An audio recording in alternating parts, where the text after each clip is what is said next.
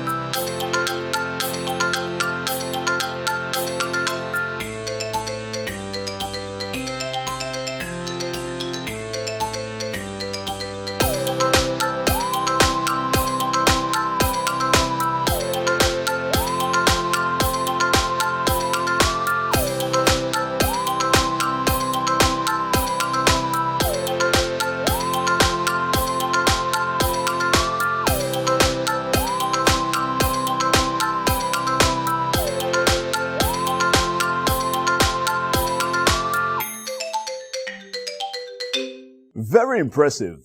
We can't wait to see your solar ovens. Remember, if you make things from today's show, you can always share them with us via WhatsApp or by email to elvis@worldchallenge.club. Alright, so we have something new for you today. I hope you have your notebook ready. Your skills in mathematics will always help you in school, at work, and in your life. So it's good to practice them constantly. Before we get to designing our solar ovens, let's warm up our minds with a quick mathematics quiz from Shadad Charismath. Here we go. Here's your math quiz. It's on using place values and how to make numbers. It's quite simple. First, here are all your sets of place values, all disorganized, scattered, and you have to arrange them. Unit million means a one single million, so you can think about it as just million or thousand or billion. Now, all you have to do is rearrange this in the right sequence from the smallest to the largest. So which of these sequences would you choose from? Remember, you pick them from the smallest to the largest. Give it a good think. You can do it. Remember what you start with on the right side and then move upwards to the left in your sequence for place values.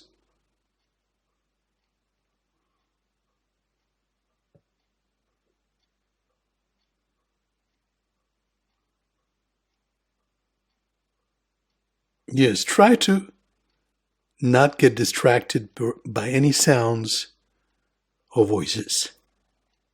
Focus. Okay, good. Think you've got it. So here are all the place values. Keep these in mind when you answer this question. First, read this number. 28,640,420,906. Now you write this number over here in these boxes. This is for the place values. Put all this in there, and this is for writing the numbers.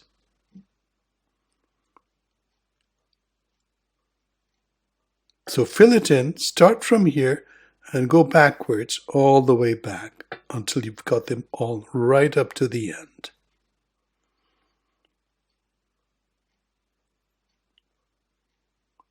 You're doing great. Don't be scared. Don't be anxious. Just think about it. If you're not sure, always check it out with the Chris Math videos. It's all there. Picking the numbers for grade 2-4 place values, or how to make numbers.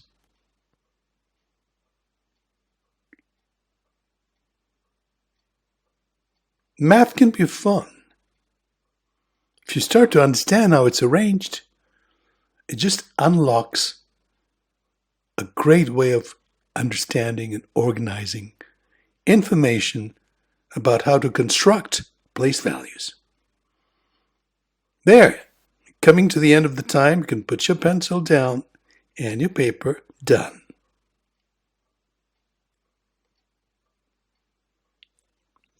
Did you write down how you got your answer? Shad will be back tomorrow to provide a solution to today's maths problem for you to check. If you enjoy learning and practicing new things, one place you can go after school is the university. Davina is a student in her first year in a university studying a subject she is very excited about. She is here today to tell you a little more about what life is like in the university.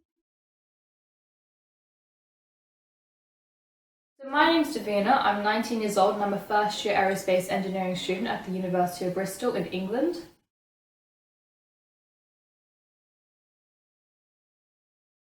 School was not always the easiest. I feel like people always say, are you an English person or a maths person? And I was definitely an English person who also had an interest in science. Essentially, maths was never my strong subject and I had to actively learn to get better at maths. I feel like, people always think, when you're not good at maths, you're always stuck in that mindset, but that's not true. For me personally, I had to put in the work and become better at maths to the point where I'm now studying aerospace engineering, which is a predominantly maths-based course. I was always changing my mind.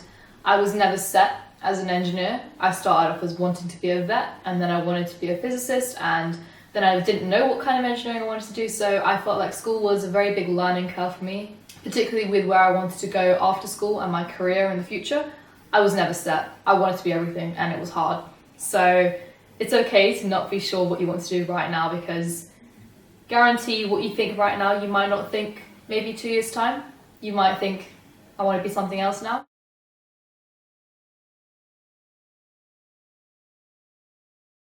So a typical day at university, from the morning till about 1 o'clock will be lectures, whereby you're in a big lecture theatre. There's a lecturer at the front just kind of spewing information at you, and you just have to write it down as fast as you can.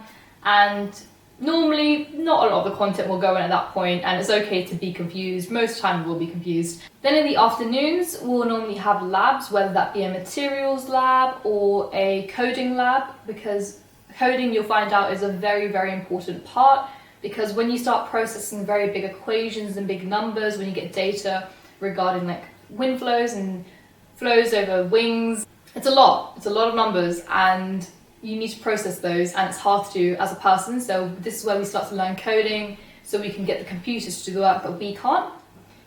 In the evenings, I'll probably go to the library and go over the content that was taught in the morning in the lectures, because as I said earlier on, you're probably going to be really confused and not know what was going on. So that's where I'll just generally solidify my knowledge from what I was confused about earlier on. Then, depending on the day, I might have basketball practice because I'm on the university's basketball team. So I would say being a student as an aerospace engineer isn't what you think. Everyone seems to think that you're always up to your eyeballs in work, but if you know what you're doing, you get your work done, you have a very well-rounded life, and you'll be able to balance both your studies and your hobbies without compromising one or the other. Wonderful. Now our theme this week is about the future of energy. Can we collect and use the energy from the sun and put it to work, which will help us all? Our solar oven challenge today will explore that question.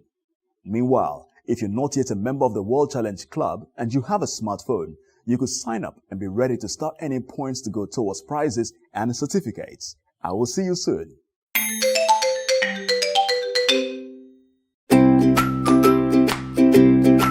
Have you got something that you have made for one of our challenges that you would like to share and see on the show? First, check with your parents and then send us a picture on WhatsApp along with your first name, school and country to +44 744 096 3443 or by email to elvis@worldchallenge.club. We can't wait to see what you have made.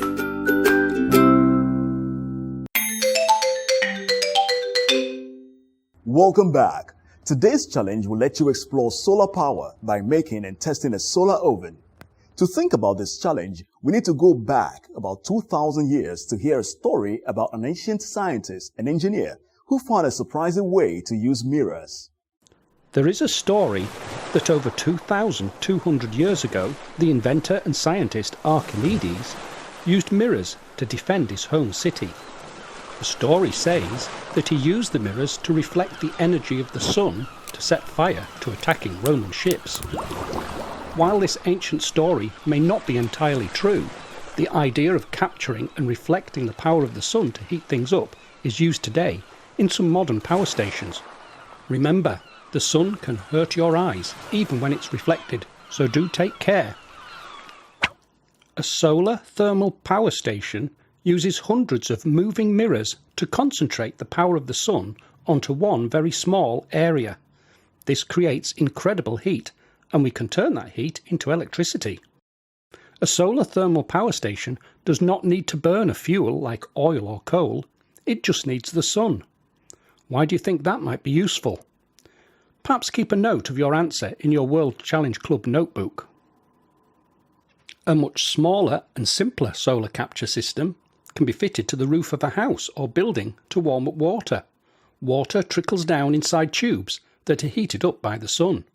The warm water can then be stored in an insulated container that will keep it warm for hours. Why do you think this might be useful to a family? Would it work everywhere? Your challenge today is to make your own solar capture system, a solar oven. You will capture and concentrate the power of the sun to warm up some food. If you made a thermometer, you could warm that up too. For this activity, you will need some kitchen foil and sheets of cardboard to make mirrors, and some tape or glue to hold the parts together. If you have a foil tray, or you can make one from folded kitchen foil, you can put your food in that. If you made a thermometer, you can use that too. Finally, you will need something to warm up. Perhaps a little bit of cheese? To make the mirrors, carefully unroll some kitchen foil and, keeping the foil as flat as possible, wrap the edges around some cardboard squares that are about 20 centimetres by 20 centimetres. If the foil has a shiny side, you will want that side to be the mirror. Make several mirrors this way, but no more than 10. We don't want an oven that is too hot. The light and heat from the sun can bounce off your mirrors, and you can direct the energy of the sun to different places by moving the mirror. This is called reflection. As you add more mirrors, you can capture and direct more of the sun's energy. Keep the individual mirrors flat, don't bend them. This keeps the heat even and safe. Each of your mirrors will need to reflect the sun onto one small area. Use your notebook to sketch out a design for your solar oven. How will you change and hold the angle of the mirrors? When you have your design, all you have to do is assemble your solar oven and test it. Find a nice sunny spot and put the food that you want to heat up in the foil target. Adjust the angle of each of the mirrors so that they concentrate the energy of the sun onto the food. Wait a minute or two for it to warm up. Is it working? If you've made a thermometer, you could see if you can measure the change in temperature. After you have finished your experiments, take your solar oven out of the sun to keep it safe and let it cool down. Jot down notes about what you have learned. You can use your notes if you share a video of your solar oven with World Challenge Club and when you work out your scores on the leaderboard online. So that's it. Good luck. We will be making something that can heat things up like food. If you're really hungry, you would want your solar oven to heat up quickly. We can use maths to demonstrate how quickly the temperature of something can change.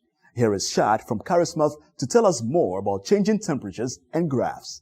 Last time we left you with this, and you can see the different types of slopes. Some are slow, or some are very steep.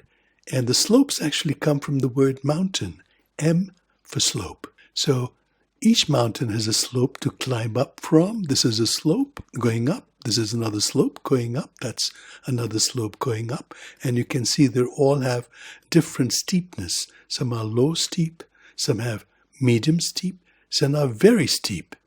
So this slope going upwards like that, like a climber, that's representing heating, slow, medium, and fast.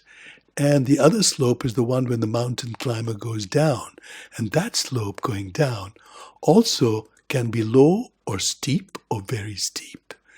And up is for heating and down is for cooling or cooling down. So you've got different types of slopes here. Heating slopes go upwards like a climber going up the mountain. Cooling slopes are going downwards like a climber going down the mountain. You got it? Good. Now let's look at this same graph. And this time the graph starts from here and continues downwards instead of going upwards. So the next one is 30-20, this point here. And after that is 35-15, which is this point here. And after that is 40-0, which is this point here. Notice the line goes downwards. So that downward sloping line is the cooling line. This is a slow cooling line or slope, and this is a rapid cooling slope. So let's look at this section here. Notice 15 seconds to 20 seconds, that's this bit here. Let's lift it up so that it comes here. So that would actually be 5 seconds, right? From here to here is 5 seconds. And then let's look at the 15 to 25 degrees range, which would be from here to here. And let's move that up here so we can see this slope is formed by these two lines. This is 5 seconds and this is 10 seconds. Let's take this and make it bigger so they can see it clearly. There. This slope is called the rate of heating. And that rate of heating, what is it? Very simple. 10 degrees. That means the thing is getting heated up 10 degrees in 5 seconds. Which means 10 degrees in 5 seconds can simplify to 2 degrees in 1 second. And that is the rate of heating. 2 degrees per second. Every second, the temperature rises by 2 degrees. As simple as that. So, we want to make a solar oven that will heat up quickly. What will that look like on a graph? After the break, we will meet Jazz in his lab to see how he got on with the challenge.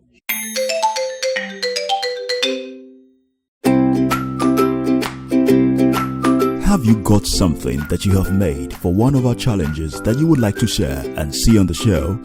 First, check with your parents and then send us a picture on WhatsApp along with your first name, school and country to +44 744 096 3443 or by email to elvis@worldchallenge.club. We can't wait to see what you have made.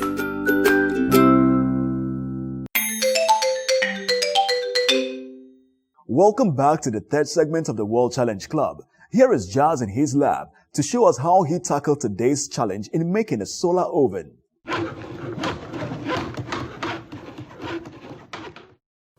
In the lab today, Jazz is making an oven that can heat food using the power of the sun. The one I'm making today will be have a box, a full tray, and also we'll make a mirror to reflect the sun's rays onto the box. We look at my box first of all. You can get any box you want to that you can find. Main thing to do is make sure it's painted black. And then what you also need to do is get a full tray. That will fit inside a box like so. So our oven is ready to use. To make the mirror panel, you need 20 by 20 centimeter cardboard.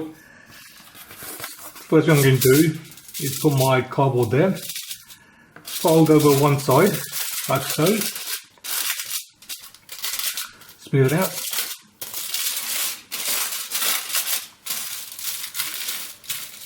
and then finally I'll fold over the final side there like so. So make sure everything's square, and that is one panel there.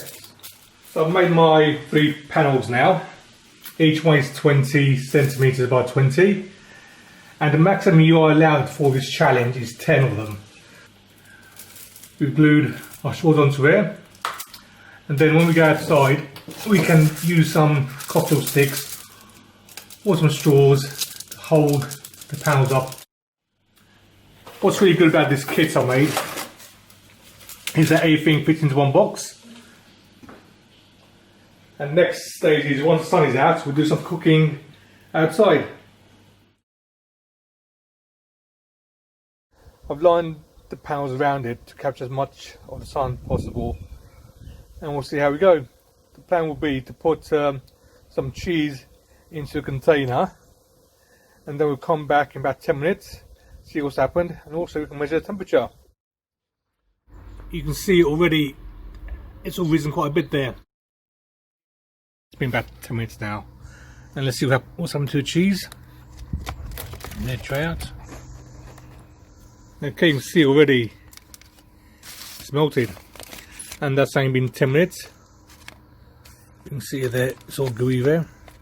So really good experiment we've done here, how to make a solar powered oven. Let's see how you do. So there you go. Keep notes of any special ideas, like Jazz had with his black box that would absorb the heat of the sun. After you've done your experiment, write down what you've learned. It'll help you fill in the scorecard online. Wow, Jazz was able to melt some cheese in his oven, even when the sun was not bright and strong. Do you think the color of his box made a difference? Trying out ideas and improving them is key to solving problems and creating great things. If things don't work out, try to find out why and fix it. That is what the World Challenge Club is all about. Well, we're nearly at the end of our show, and it's time to review everything before you go and have some fun making your own solar ovens. Remember, there's a competition you can join too, and there's a scorecard online you can work out your score for each day's challenge as well. If you have a World Challenge Club notebook, you should write down facts and ideas you learn and make sketches of your plans and designs. You can use this notebook as evidence in the competition. Keep a record of the number of times you measure when you test your ovens. You will need this to complete your scorecard. And take plenty of pictures and videos. You can send them to World Challenge Club by WhatsApp. You never know, your pictures or videos might be featured in the gallery. Meanwhile, if you have not signed up to the World Challenge Club yet, here is how you can. If you want to see anything that was in the show again, go to www.worldchallenge.club. The World Challenge Club will work on any computer, tablet or smartphone that can connect to the internet. There are extra resources there too, so you can learn even more. The World Challenge Club is also a giant competition for hundreds of thousands of students from around the world. To take part in the competition, you'll need to sign up and become a member. You only need to register once, but you must check with a parent or teacher first before you sign up. If you're under 14 years of age, they will need to include their email address too. So go to www.worldchallenge.club and look out for the green register button on a challenge page. Just click it and follow the instructions. You'll be asked to find your school and join a team. When you've signed up, you'll be able to upload your best score for each day's challenge. So after the show, check out the club and get uploading your scores. We can't wait to see how you do on today's challenge. You have seen how to use the club website, and hopefully you have everything you need to know to have a go at today's challenge, which is to make a solar oven.